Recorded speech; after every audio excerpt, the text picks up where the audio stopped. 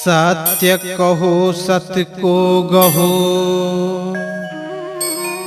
करहु सत्य व्यवहार।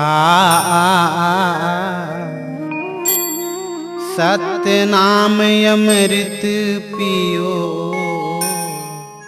जियो वर्ष हजार।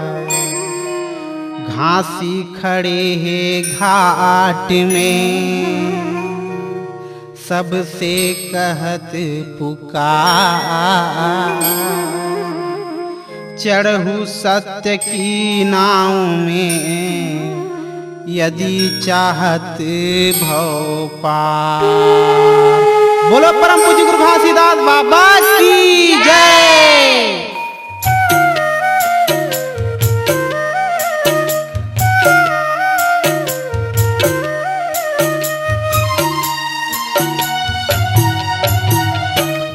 दिया जल सतनाम के, दुनिया में करे अंजोर। एक दिया जल सतनाम के, दुनिया में करे अंजोर।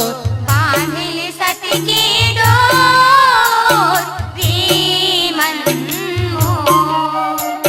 बांधिल सत्य की डोर, रे मन मोर।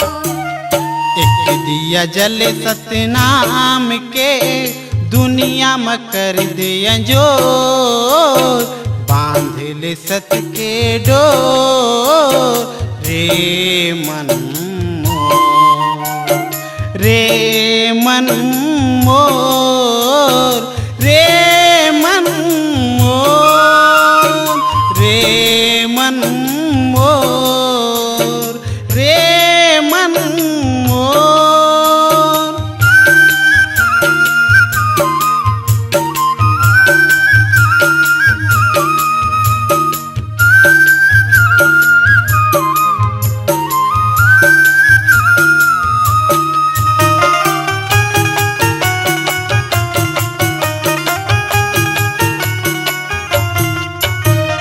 पहली दिया जल जगमग ज्योति, जगमग ज्योति बाबा जगमग ज्योति। पहली दिया जल जगमग ज्योति। जगमग ज्योति बाबा जगमग ज्योति। हीरा पदारथ बरसत मोती, बरसत मोती बाबा बरसत मोती। हीरा पदारथ बरसत मोती। बरसत मोती बाबा बरसत मोती। सत्य के चिन्ह जत खाम गड़ाए, सत्य के चिन्ह जत खाम गड़ाए। ध्वज लहराए सत्य तो, बांधिल सत्य की डोर, रे मन मोर। बांधिल सत्य की डोर, रे मन मोर। रे मन मोर, रे मन मोर। रे मन मोर, रे मन मोर।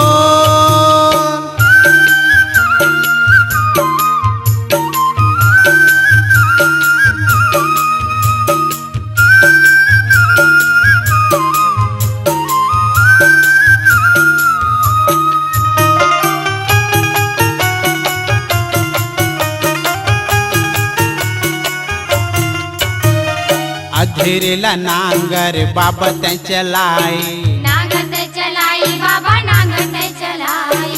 अधेरेला नांगर बाबा तै चलाए। नांगत चलाई बाबा नांगत चलाई। बिना आगी पानी के जेवन बनाए, जेवन बनाई बाबा जेवन बनाई। बिना आगी पानी के जेवन बनाए। जेवन बनाई बाबा जेवन बनाई। सत्य खोजन खातिर गुरु बाबा, सत्य खोजन खातिर गुरु बाबा। तन ला डारे टोर, बांधिल सत्य की डोर, रे मन मोर। बांधिल सत्य की डोर, रे मन मोर। रे मन मोर